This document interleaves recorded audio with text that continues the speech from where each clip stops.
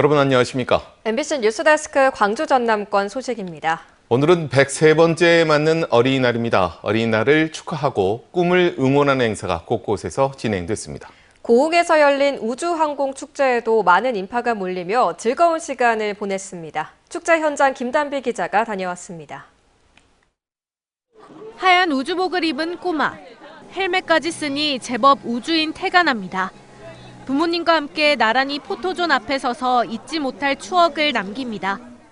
새로운 경험이어가지고 너무 재밌고요. 어린이날 맞이해가지고 애들이랑 좀 즐거운 시간 보내려고 찾아왔습니다. 재밌어요. 외계인들 보는 거예요. 누리호 발사장 견학 현장 접수는 오전에 일찌감치 매진됐습니다. 발사장은 우주항공축제 기간에만 일반인에게 공개됐는데 올해 견학 인원을 대폭 확대한 것도 부족할 정도로 인기가 많습니다. 어린아이뿐만 아니라 어른도 발사장을 실제로 볼 생각에 한껏 들떴습니다. 발사하는 것을 몇 번 봤는데 실질적으로 발사하고 있는 것을 보고 싶어가지고 이렇게 왔습니다. 9시 한 20분 정도에 도착해서 10시 30분에 마지막 티켓을 끊었습니다.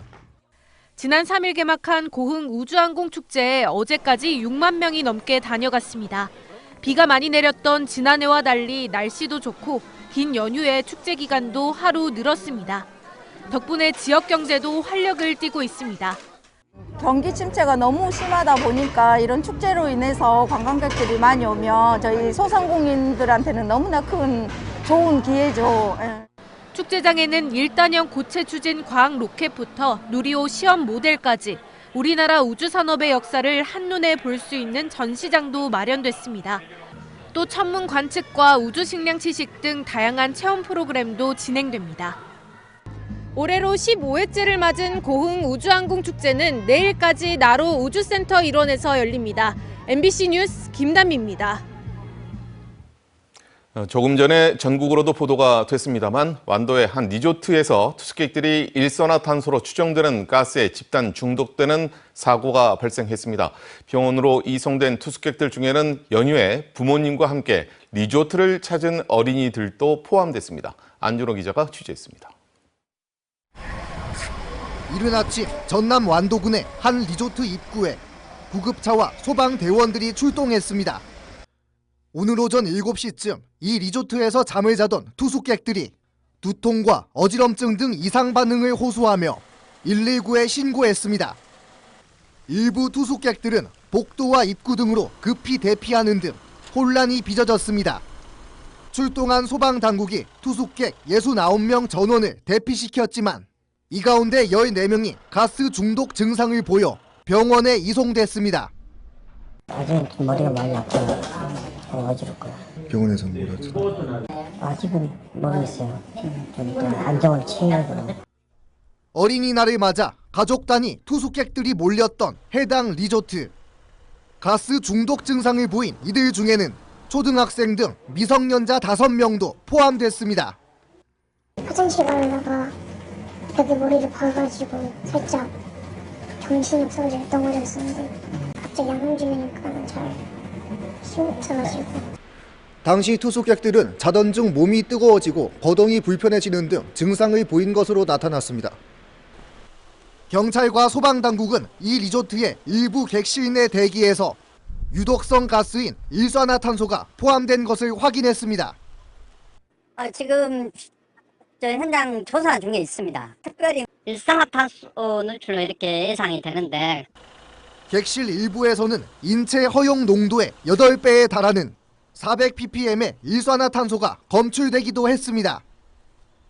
연막탄을 이제 배기통에 집어넣어서 이제 가동을 시킬 거예요. 그럼 연막탄에 이제 연기가 쭉 나올 거 아니에요. 그게 이제 빠져나오는 삐져나오는 구멍이 있는지 없는지.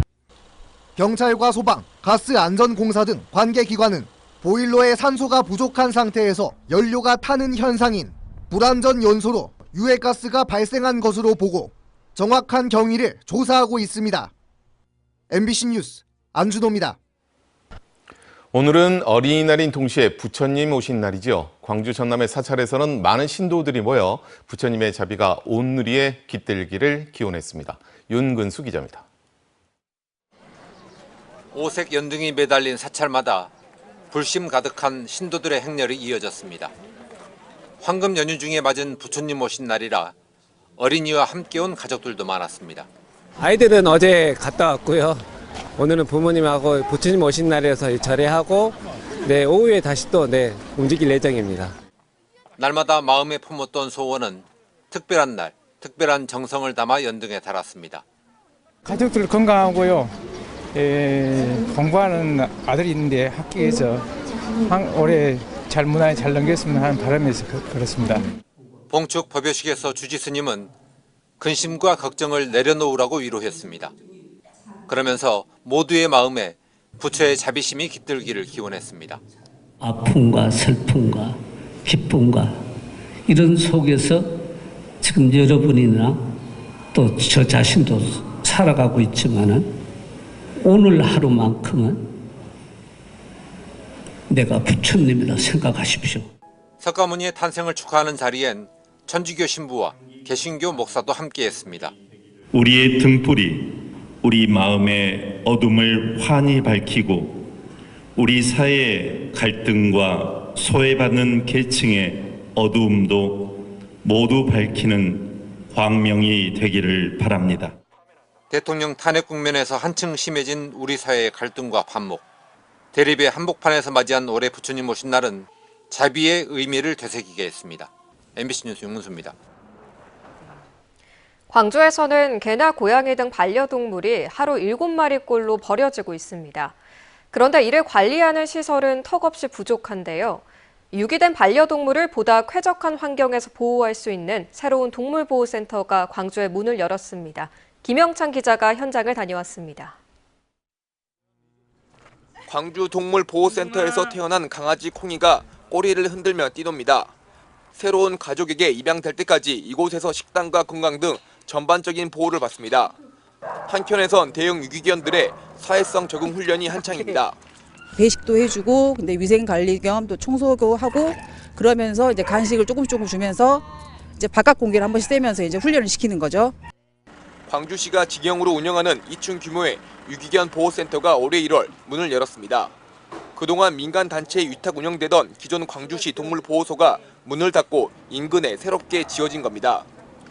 유기견 200마리를 수용할 수 있고 검진실과 수술실 등 동물복지 기준을 적용한 현대적 시설을 갖추고 있습니다.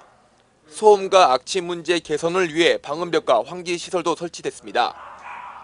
다른 곳보다 시설도 청결하고 관리도 잘 돼 있어서 엄청 관리를 열심히 해주시는 게 딱 눈에 보여요.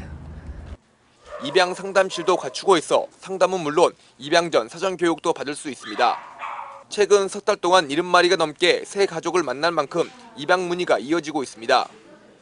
사서 키우는 것보다 유기동물을 입양해서 키우고 싶은 분들이 많은 것 같아. 매일 한 10통 이상은 전화가 오는 것 같습니다.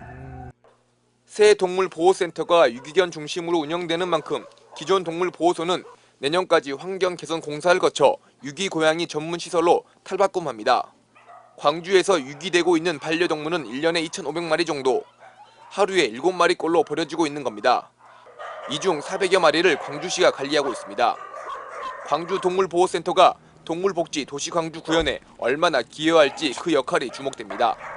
MBC 뉴스 김영창입니다. 프로야구 기아 타이거즈가 양현종의 시즌 첫 승과 최형우의 통산 400호 홈런에 힘입어 가까스로 3연패에서 탈출했습니다. 하지만 1, 2점 차 박빙 승부에서 무기력한 타선과 집중력 부족으로 내주는 경기가 많아지면서 반등의 실마리를 좀처럼 찾지 못하고 있습니다. 야구 소식 한신구 기자입니다. 실패 말 끝내기 찬스를 두 타자 연속 범타로 맥없이 놓치고 이어진 상대 공격에서 홈런을 얻어맞으며 허무하게 경기를 내주고 기아 타이거즈가 좀처럼 반등의 실마리를 찾지 못하고 있습니다. 양현종의 시즌 첫 승과 최영우의 통산 400호 홈런 등 집중타로 키움과의 경기에서 대승을 거두며 가까스로 3연패 늪에서 벗어나긴 했지만 지난주 NC 하나와의 경기에서는 1승 3패의 부진한 경기력을 보여줬습니다. 무엇보다 타선이 터져야 할 때 터지지 못하는 부분이 아쉽습니다. 32경기에서 팀 타율은 2할 4푼대, 리그 평균보다 1푼 정도 낮고 지난해에 비해서는 6푼 가까이 떨어졌습니다. 지난해 쏠쏠한 활약을 펼쳤던 최원중과 이우성, 한준수 등 하위권 타자들이 부진한 데다가 타선의 응집력도 크게 떨어졌기 때문입니다. 점수를 내야 할 때 못 내다 보니 투수들의 부담이 커지고 결국 중요할 때 한 방을 맞으며 경기를 내주는 경우가 많아지고 있는 겁니다. 특히 1, 2점 차 박빙의 승부에서 경기를 내주는 경우가 많아지면서 5할 승률 언저리에서 주저앉고 있습니다. 100경기 이상을 남겨놓고 이제 시즌 중반을 향해 가는 올 시즌. 기아는 15승 18패로 선두 LG와 하나의 6게임차 7위를 달리고 있는데 무엇보다 주축 선수들의 타격감 회복과 함께 타선의 집중력이 순위 싸움의 변수가 될 전망입니다. MBC 뉴스 한신구입니다. 광주시가 소상공인들의 육아 부담을 덜기 위해 육아 응원 패키지 지원 사업을 진행합니다. 이 사업은 3개월에서 12세 사이에 자녀를 둔 소상공인에게 아이돌봄 서비스 이용료를 지원하는 것으로 한 자녀 기준으로는 6개월간 최대 360만 원, 두 자녀 기준으로는 540만 원이 지원됩니다. 이와 별도로 1인 여성 자영업자에게는 임신 출산 대체 인력비로 3개월간 최대 300만 원까지 지원합니다. 신청은 광주 아이키움 누리집에서 할 수 있고 예산이 소진될 때까지만 접수 가능합니다. 신안군이 올해 햇빛 아동 수당을 아동 1인당 연 120만 원으로 확대 지급했습니다.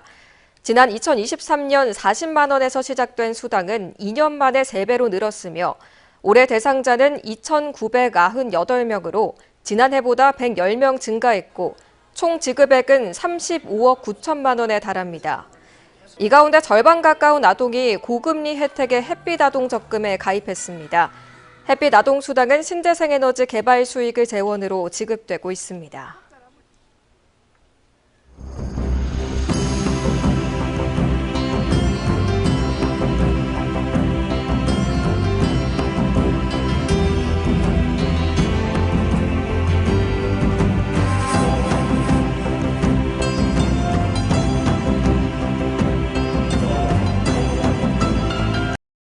언제 어디서나 내 손 안의 뉴스. 광주 MBC 뉴스 유튜브 구독으로 함께하세요.